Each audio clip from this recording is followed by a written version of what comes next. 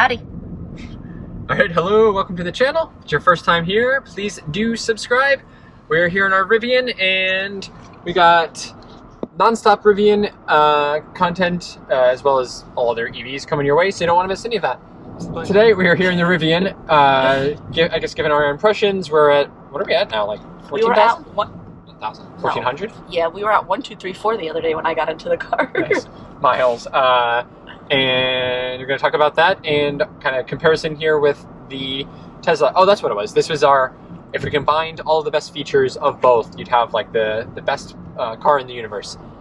So come along with us and let's drive.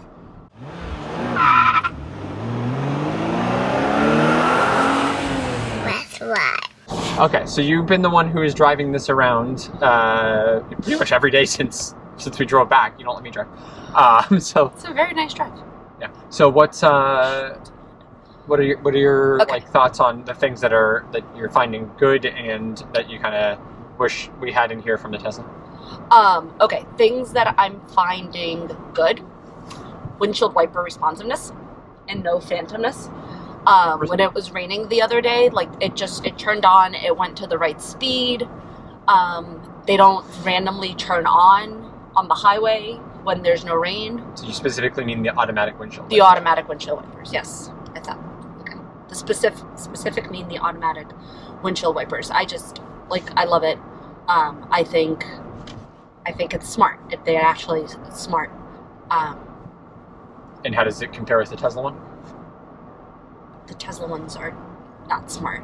The Tesla ones don't know what they want to actually do. I don't think they actually sense any rain. They don't come on when it rains. They come on full speed when it drizzles. They come on at random times on the highway. Like, I know you have it with autopilot. I don't use autopilot, but it feels spastic. Whereas these were kind of like with when we had the BMW. I feel like the BMW had auto sensing windshield wipers. Mm-hmm. It was just smart. It knew it. It sensed the rain. Whatever technology they're using on the windshield wiper sensing here, A+. Yeah, I think the difference on the Tesla. So this is my big thing that I have more recently really been giving Tesla a lot of crap for and really hate. Like this perpetual quest to reduce costs for unnecessary reasons on things that the cost is well worth it. Is driving me crazy. So like using the camera, so like removing the ultrasonic sensors for knowing how far you are from stuff, not having like true blind spot detection, not having distance warnings and stuff like as you're pulling into the garage and stuff, not having the sensors for their windshield wipers and the high beams and using cameras for all of that, I think is a horrible decision and they should go back. Like just admit they made the wrong call there. And that maybe those technologies are good enough in the future, but they're not there yet. And so like you're making current customers sacrifice for that. This, like just using the sensors, is way better. Way better. Yeah. And then the other thing too is like I really hate in the Tesla that you're forced to have the auto high beams and windshield wipers on when you're using autopilot. In this, you're not. And even if you were, just because they work better, it wouldn't be a big deal. Like, it's not a frustration point at all in here. Whereas in the Tesla, it sucks and makes me crazy all the time. Scream truck. What I should have started with is the overall feel inside the vehicle. Mm-hmm. Like, this car just feels like luxury. Yeah. And okay, granted, there's a price differential. But even in the, the X of Tesla, like Tesla is just so bare bones. And this car is also, I think, bare bones. Like there's no excessive placement of stuff or anything, but it just feels nice in here. Like the thought behind the trims and then the leather that's used is just phenomenal. Speaking of luxury, it is so quiet in here. It is so nice. Like you don't get any of the noise from outside, which is sometimes like distracting and possibly like maybe could be considered unsafe, but it's just so quiet inside of this vehicle. Yeah, absolutely. And part of it is from the like you just get no like road noise in here because of the noise. I guess probably a combination of like how big the tires are, definitely from the suspension, but it's also just like this car is a vacuum on the inside. It's actually hard to close the doors because it is so well sealed, and that translates to just absolute quietness in here. Especially when the kids aren't in here, you realize how quiet it is. Like I feel like. But even with the kids in here, yeah, they're far.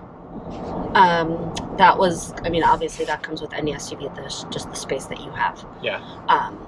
From them, the heads-up display, love it. Not a heads-up display, but the screen. The screen in front of you. Driver's digital gauge cluster, I guess we call it. Okay, screen. Whatever. The screen that's in front of your face and not just to the side. The screen for your face. Also, I would say maybe that's a downside because where this is placed is not exactly eye level, so you kind of, like in the Tesla, it's a little bit higher, so like it's within your eye set. A little more like peripheral vision. Whereas here, to look at it, you actually have to turn your face, which is why they decided to put that one in, which is much safer. But I love that you can see your speed in there, you see the car in there, and you have the navigation instructions in there, which is another A+. Yeah, I feel like it's a lot safer just being there. Like you're not glancing away from the road quite as much. Although I haven't gotten used to like having that there and looking. Like I'm still used to looking to the right for speed, the range. I'm using that for range and speed. The map I still go to this one. Yeah. Okay. The cup holders. I know that seems silly, but I like the cup holders. I like the placement of them. I like that I could tuck that away. I like that you have like this. All of this space around your knee here, it just feels like so much more open and usable. Yep. Okay, things that I would like that they bring over that is with the Tesla and sounds like they can do it with just a little bit of programming. I would love for my... It's like all software stuff. All software stuff. Yeah. Is 90... Which I think is a good thing because...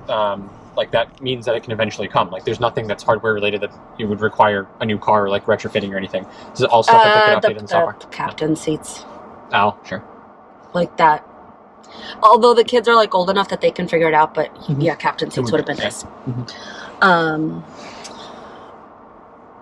So software, automatic heated steering wheel. Like why do you need to turn it off when I turn off when I put the car in park? Like, I just want it toasty, and I want it heating up my fingers. Like, yesterday, coming out from hockey, like, my fingers were so frozen, the blood wasn't circulating in them. That's a different, probably, health discussion, not for this audience.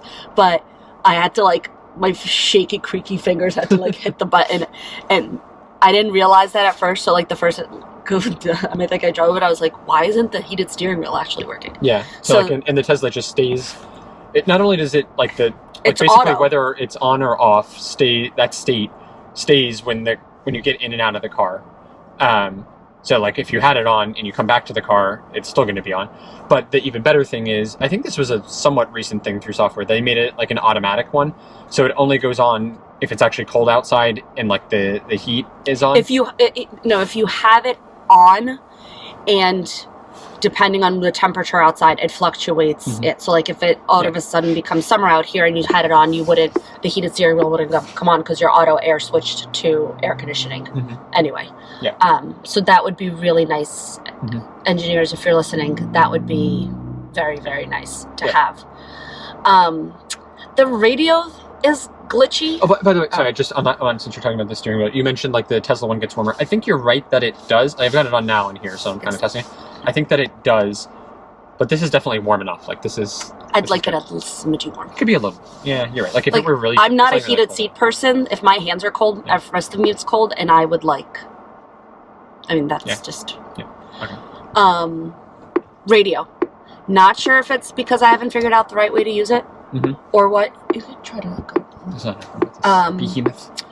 But for some reason, the radio doesn't like automatically go back on to where I had it based on the last time I drove the car. Yeah, that is weird. Like, it's weird. Do you think that's sometimes it does? Okay, wait. I have a theory. I think that's what I said. I don't know if it's user. Some of this stuff could be user error. I think I know what it is. I think it's it's tied to the profile.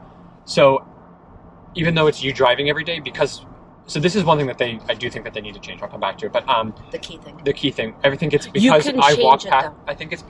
Sorry.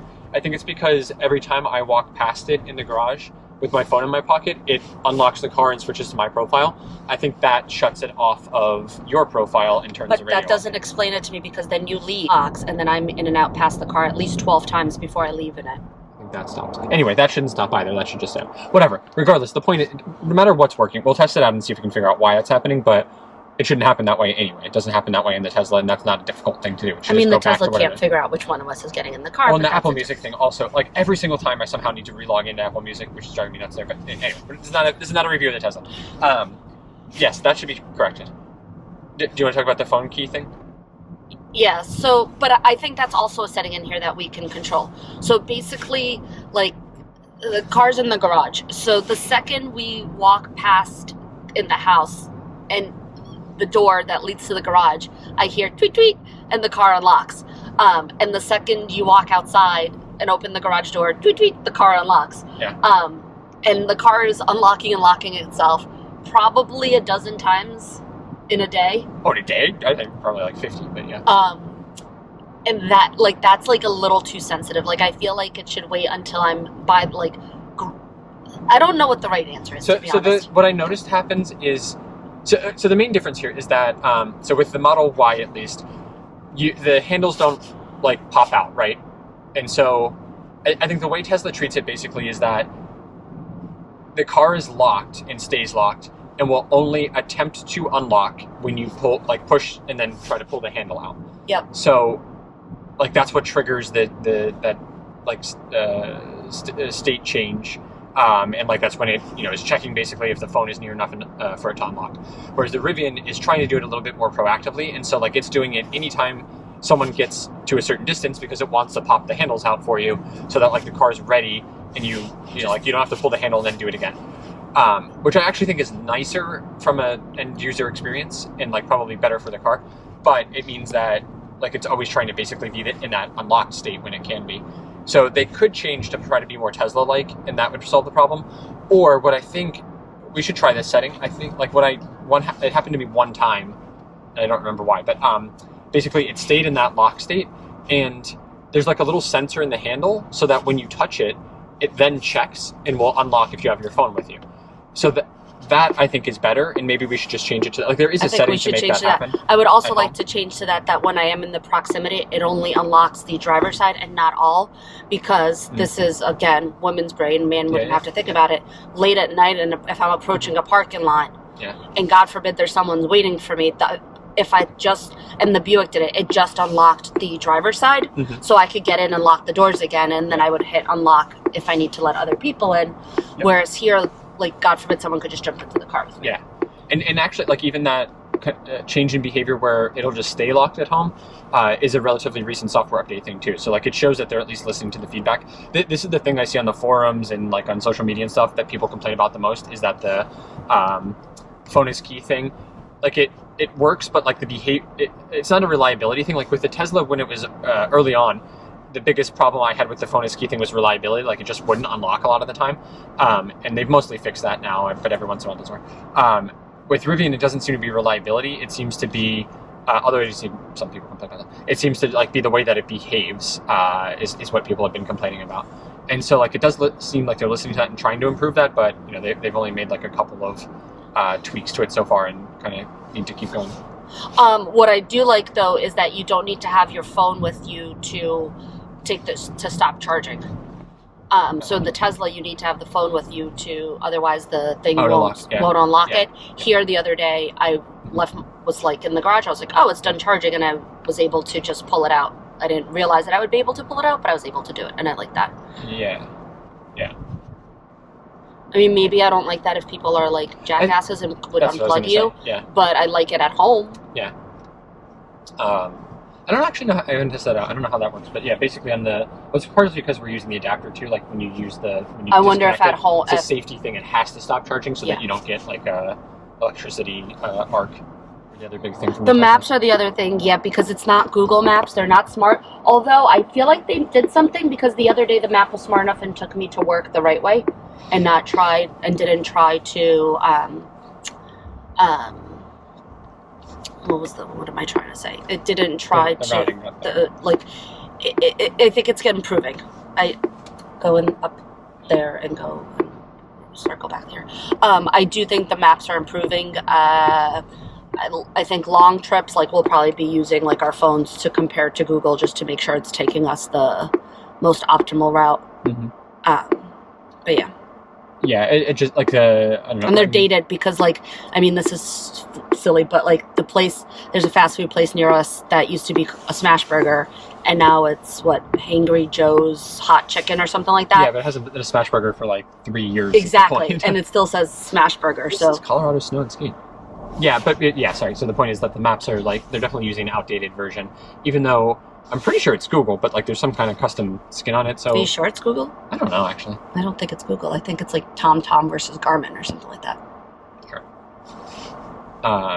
For a while I thought it was like the Amazon AWS has like a mapping thing. I thought it was that, but I'm not totally sure. But yeah, I mean, like, it's definitely usable and it's fine. It's fine. It's not like a big deal. Yeah, but it could be better. Oh, absolute best thing. Tesla needs to get this is the overhead camera. Overhead camera thing, the 360 camera. Show this, please. Like this. I mean, granted, it's because this car is so big that I absolutely need this, but like I need this in the Model Y too. Like just being able to get lined up this way, oh, so nice, and especially for like pulling into the garage,